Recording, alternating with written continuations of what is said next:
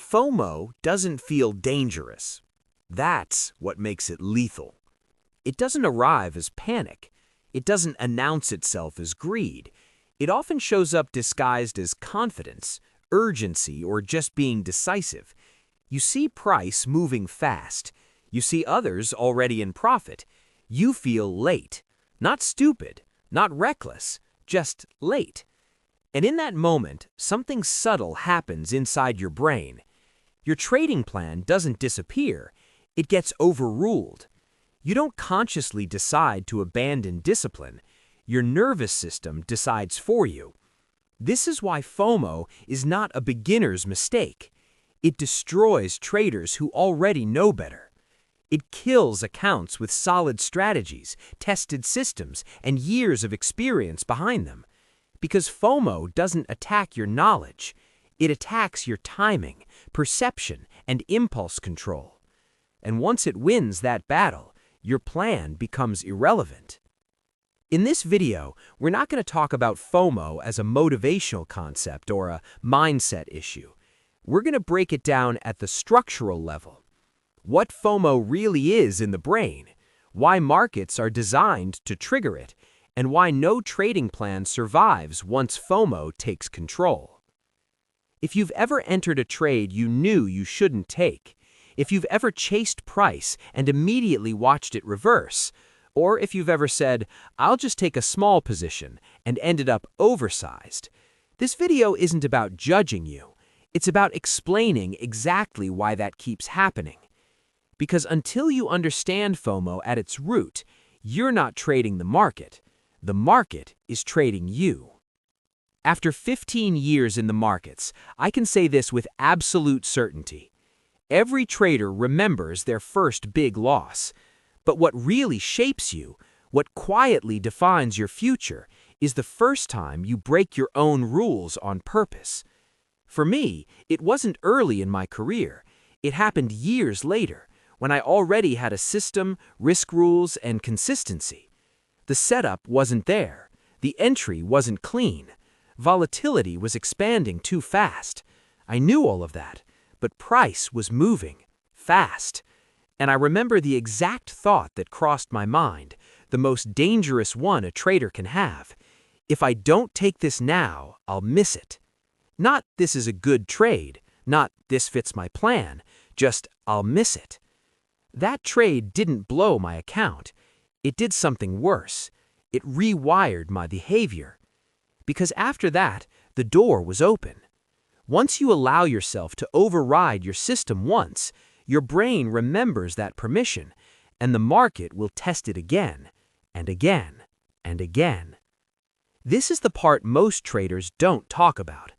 FOMO is rarely about greed. It's about loss aversion, the fear of missing opportunity, status, validation, or momentum. Retail traders don't chase price because they want more money. They chase because the market threatens something deeper. The fear of being left behind, the fear of being irrelevant, the fear of watching others win while you hesitate.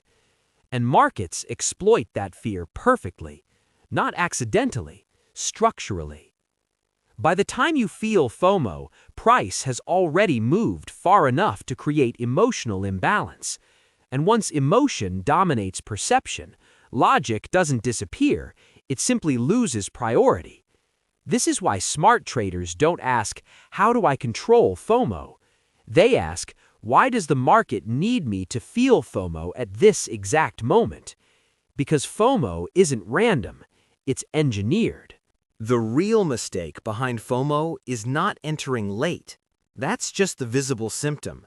The actual mistake happens before the trade, in how retail traders define opportunity. Most traders believe opportunity is something that appears in the market. In reality, opportunity appears in alignment, when structure, timing, risk, and psychology converge. FOMO replaces that definition with a far more dangerous one. Opportunity is whatever is moving right now. Once that belief takes hold, the trader stops evaluating setups and starts reacting to motion. This is where the pain begins. Because the market doesn't move randomly. It accelerates precisely where liquidity is needed.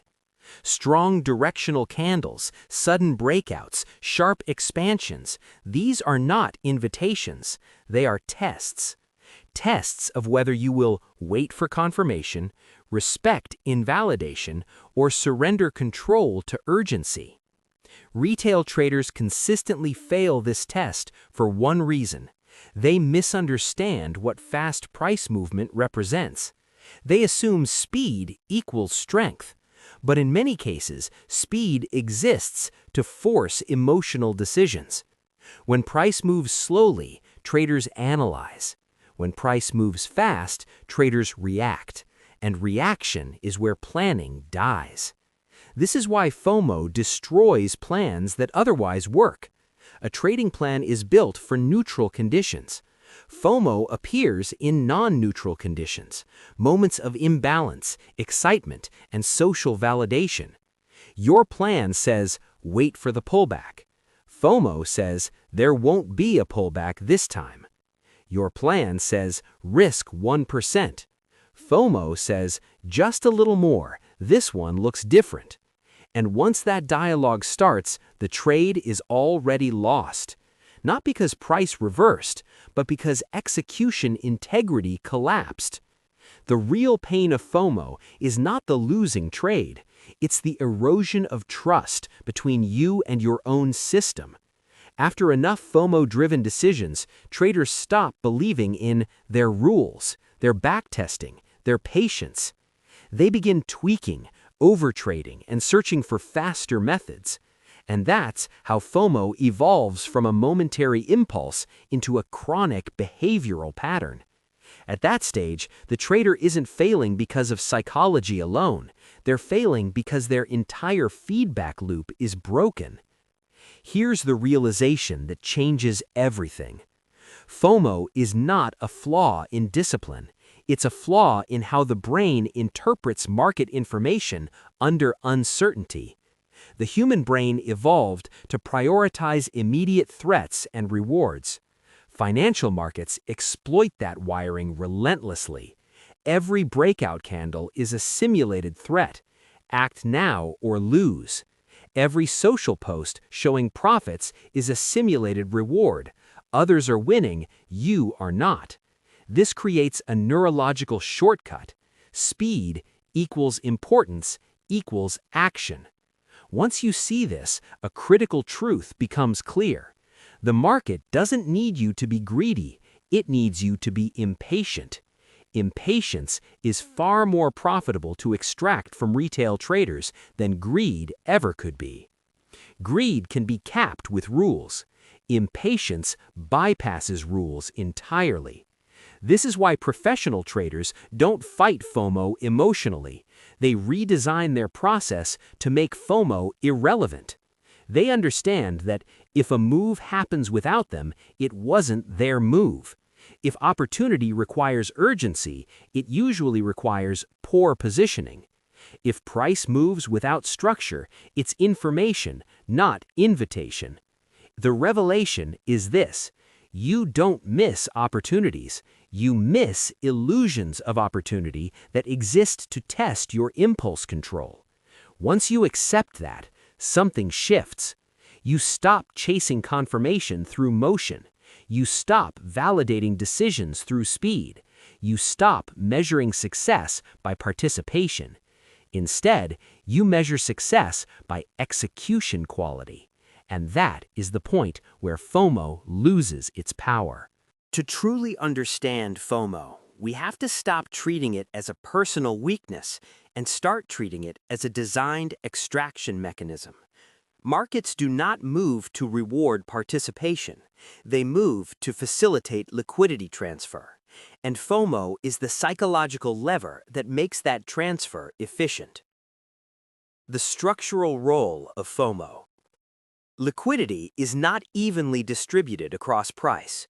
It clusters, above obvious highs, below obvious lows, around breakout levels, near emotional reference points.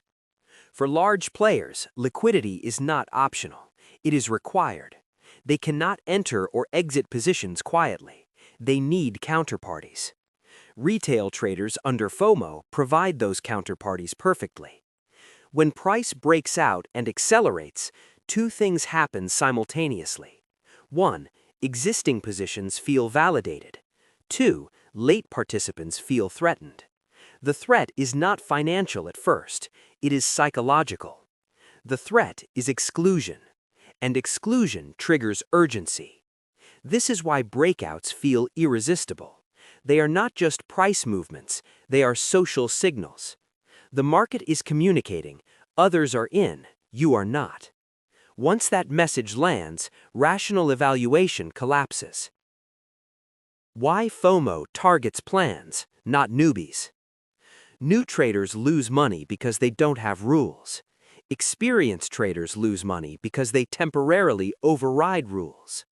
That distinction matters. FOMO doesn't destroy ignorance, it destroys consistency. A trading plan works only if entries are selective, risk is capped, and execution is repeatable. FOMO attacks all three. It forces late entries, expanded size, and emotional justification. And once one of those breaks, the expectancy of the system collapses. Not theoretically, mathematically. Case study: breakout failure in high participation markets. Consider a common scenario in index futures or crypto majors. Price consolidates for hours, volume compresses, retail interest drops. Then suddenly, price breaks out aggressively. Social feeds light up, volume spikes, candles expand. Retail traders interpret this as confirmation. Smart money interprets it as liquidity release. Why? Because true accumulation happens quietly. It does not require urgency. Urgency is needed only when positions must be transferred quickly. In countless documented cases, aggressive breakouts occur after accumulation is complete, near session highs, when late buyers are emotionally vulnerable. The result is predictable. Retail buys strength, smart money distributes, price stalls or reverses. FOMO doesn't cause the loss, it enables the transfer. Insider thinking: how professionals avoid FOMO entirely. Professionals don't ask, is price moving fast? They ask, who needs liquidity here? They don't interpret acceleration as opportunity, they interpret it as context.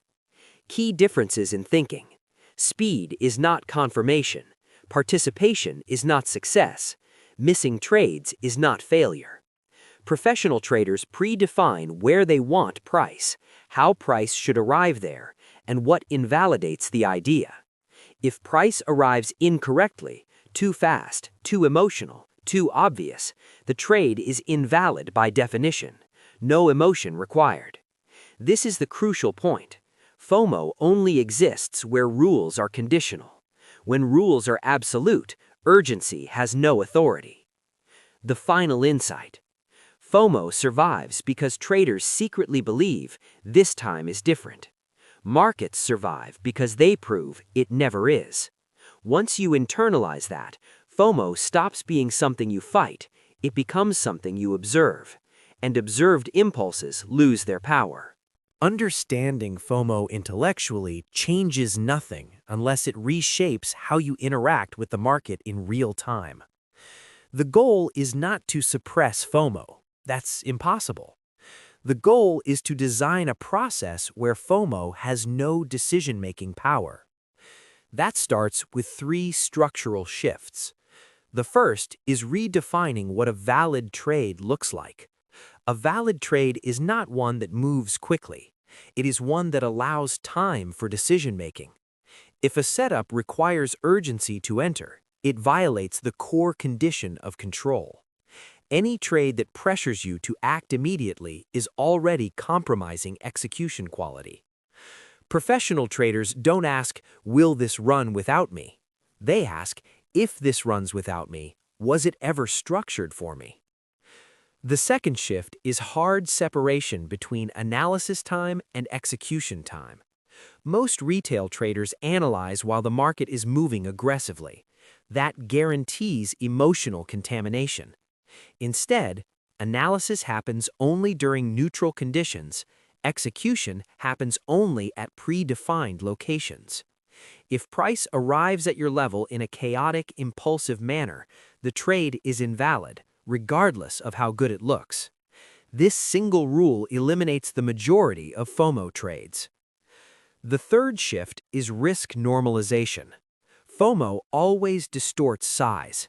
Even when traders claim they're just taking a small position, they subtly increase exposure relative to uncertainty. Professionals cap risk before opportunity appears. They don't adjust size based on excitement. They adjust opportunity based on predefined risk. This reverses the power dynamic. Instead of the market deciding how much you risk, you decide whether the market deserves participation. Finally, there is a mental application that ties everything together. You measure success by execution quality, not outcome. A trade you didn't take but should not have taken is a win. A trade you followed perfectly, even if it lost, is a win. FOMO collapses when participation is no longer the metric. FOMO is not the enemy, it's the signal. It tells you exactly where the market is testing your boundaries. Every time you feel urgency, the market is asking a simple question: will you follow your process or your impulse? Most traders fail not because they lack intelligence, but because they allow speed to override structure. They confuse motion with meaning. They confuse participation with progress. The traders who survive long-term learn something critical. Missing trades does not make you irrelevant. Chasing trades does. If there's one lesson to carry forward, it's this: a trading plan doesn't fail when price moves against you. It fails the moment you stop respecting it. If this breakdown resonated with you, and you want more deep structural analysis of how markets exploit behavior, subscribe to Starro Trading. This channel is not about signals, predictions, or shortcuts. It's about understanding the game well enough that emotion no longer dictates your decisions. Leave a comment with this question in mind: where does FOMO show up most often in your own trading? Because the moment you can identify it clearly, it loses its ability to control you. Master yourself. Master the markets.